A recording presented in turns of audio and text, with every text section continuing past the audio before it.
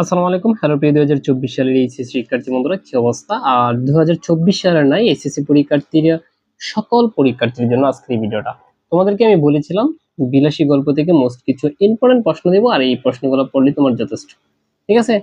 কারণ আমি তোমাদেরকে বলে রাখি, দেখো তুমি একটা টেস্ট পেপার বা গাইডে সবকিছু পড়লা কিন্তু কমন পড়লো না, এই পড়ার কোনো দাম নেই। অর্থাৎ আমি তোমাকে কিছু সাজেশন দেবো, যে সাজেশন থেকে 100% কমন পড়বে, মাত্র কয়েকটা এমসিকিউ, কয়েকটা জ্ঞানমূলক। ঠিক আছে? সো প্রিয় শিক্ষার্থী বন্ধুরা, তোমাদের রেসপন্স আমি অনেক পেয়েছিলাম। আজকের এই ভিডিওর মাধ্যমে আমি একটু তোমাদেরকে যেগুলো প্রশ্ন আসার মতো এগুলো আলোচনা করছি। তো ঘন জঙ্গলের পথ একটু দেখে পা ফেলে যেও, উক্তিটি কার? এটা হচ্ছে বিলাসী। ঠিক আছে প্রিয় শিক্ষার্থী বন্ধুরা, আর তোমাদেরকে বলেছিলাম আমি কিছু ইম্পর্টেন্ট প্রশ্ন নিয়ে আলোচনা করব। বিলাসী গল্পের কেন্দ্রীয় নারী চরিত্র বিলাসী নিজেই। বিলাসী প্রশ্নোক্ত কথাটি বলেছেন কে? নেরাকে। বিলাসী গল্পের বিলাসী কি সাপুরের মেয়ে? বিলাসী গল্পের কতককে নেড়া।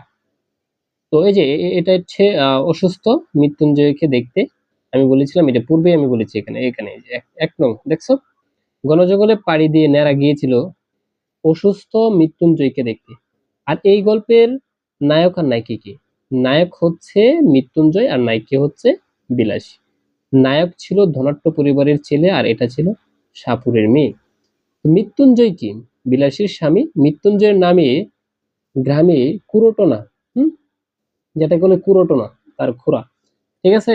তার বন্ধু খুড়া ছিল, আর এই খুড়াই কি করতো? মৃত্যুঞ্জয়ের নামে কুরোটনা চালাতো। প্রিয় শিক্ষার্থী বন্ধুরা, তোমরা আমাকে বলেছিলে যে স্যার আপনি ভিডিওটা লং করেন, আমাদেরকে অধ্যায়ের সম্পূর্ণ ধারণা দিয়ে দেন। ঠিক আছে? তোমাদেরকে আমি ধারণা দেওয়ার চেষ্টা করছি, একটু দীর্ঘ হবে ভিডিওটা। ঠিক আছে? তোমরা যদি চাও যে আমি শর্টে শেষ করবো, শর্টে শেষ করবো। ঠিক আছে? আর তোমাদের কমেন্টের রেসপন্স আমি খুব পেয়েছিলাম, সবাই বলেছিল যে স্যার আরো ভিডিও দেন, আরো ভিডিও দেন। সো আর কিছু পড়ার দরকার নেই। দেখো আমি এখানে যে প্রশ্নগুলো বলেছি, এই প্রশ্নগুলো পড়লেই তো তোমার এমসিকিউ পড়া শেষ হয়ে যাচ্ছে। কেন তুমি এমসিকিউ পড়বা এতটা? ঠিক আছে? তো আমরা এখন চলে যাচ্ছি পরবর্তীতে। দেখো, তো এই গল্পটির লেখককে শরৎচন্দ্র। প্রথম মুদ্রিত রচনা কোনটি? এটা হচ্ছে মন্দির। ঠিক আছে? তো মৃত্যুঞ্জয় কোন ক্লাসে পড়তো? এটা খুব ইম্পর্টেন্ট, খুব ইম্পর্টেন্ট। এটা হচ্ছে 3rd ক্লাসে পড়তো।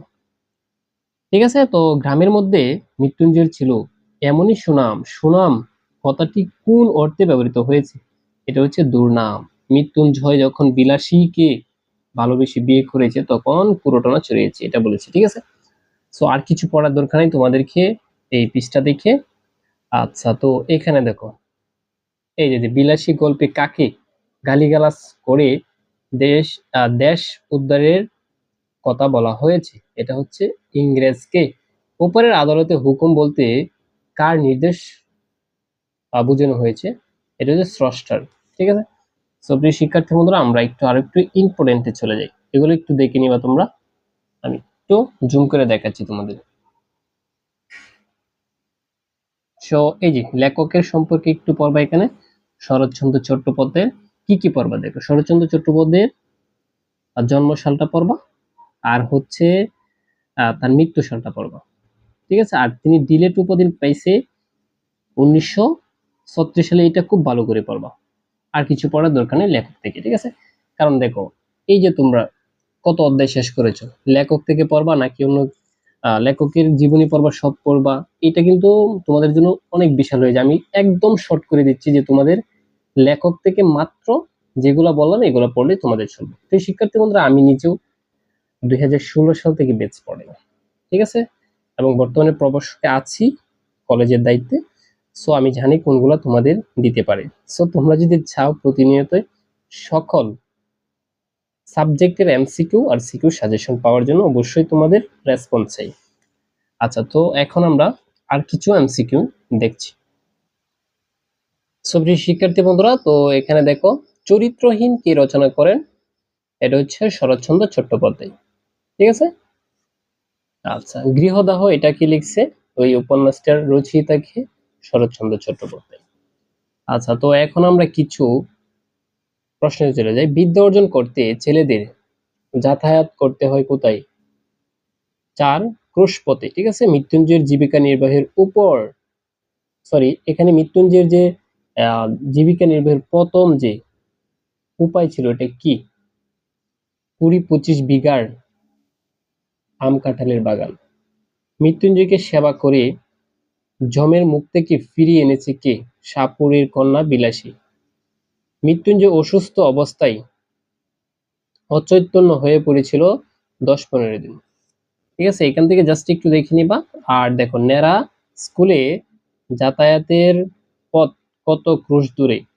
4 ক্রোশ। আর কিছু পড়া দরকার নেই, আমরা এখন আর কিছু এমসিকিউ দেখছি। সুপ্রিয় শিক্ষার্থী বন্ধুরা, এইটা খুব ইম্পর্টেন্ট। এখন আমি তোমাদেরকে যে এমসিকিউটা দিব, মৃত্যুঞ্জয় শয্যাগত প্রায় কতদিন? মৃত্যুঞ্জয় শয্যাগত অর্থাৎ 1.5 মাস। মৃত্যুঞ্জয় মৃত্যুর সাথে পাঞ্জা লড়েছে কতদিন? প্রায় 1.5 মাস। এটা খুব ইম্পর্টেন্ট, তোমরা এটা একটু দেখে নিবা। আচ্ছা, তো এখন এই যে এটাও একটু দেখবা। অসুস্থ থাকাকালে মৃত্যুঞ্জয় কতদিন অচেতন অবস্থায় ছিল? এটা তো সবারই জানা, 10 থেকে 15 দিন। সো আমরা কিছু জ্ঞানমূলক প্রশ্নে চলে যাব। মৃত্যুঞ্জয় কোন বংশের? এটা সবারই জানা, মিত্তির বংশের। শিক্ষার্থী বন্ধুরা, তোমরা একটু এটা দেখে নিবা। এই যে আমি যেগুলো দাগাচ্ছি, জাস্ট এগুলো একটু দেখে নিবা, খুব ভালো করে দেখে নিবা। এই যে ভূদেব বাবু কি? লেখক, ঠিক আছে।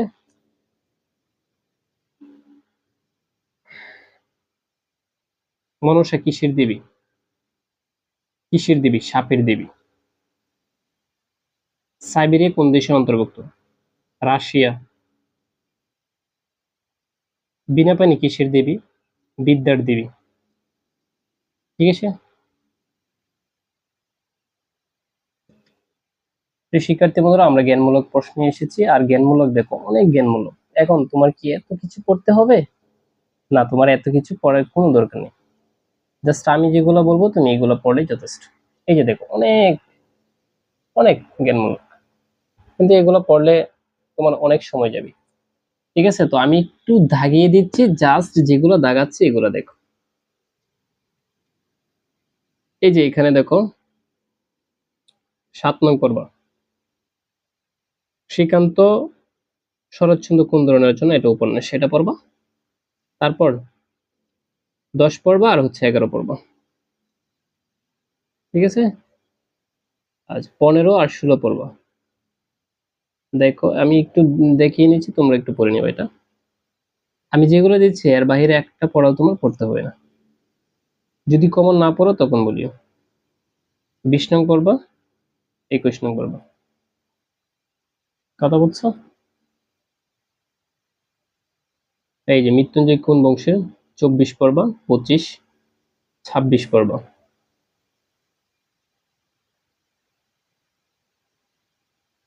30 পড়বা, 31 পড়বা, 34 পড়বা।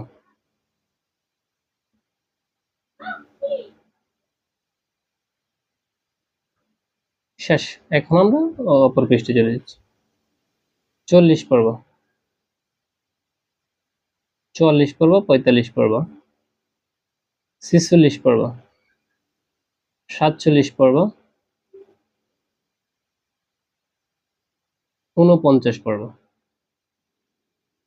52 পড়বা। আর কিছু পড়ার দরকার নেই। প্রিয় শিক্ষার্থী বন্ধুরা, এখন অনুধাবন প্রশ্ন, যে স্যার আমাকে অনুধাবন কিছু দেখিয়ে দেন, আমি এখান থেকে মাত্র 3টা অনুধাবন দিচ্ছি, এই 3টাই পড়বা। প্রথমটা পড়বা, 4 কোষ মানে 8 মাইল নয়, এটা, ঠিক আছে। তো তারপর এই যে 4 নং পড়বা। আর কিছু দরকার না, আরেকটা তোমাকে আমি বলে দিচ্ছি।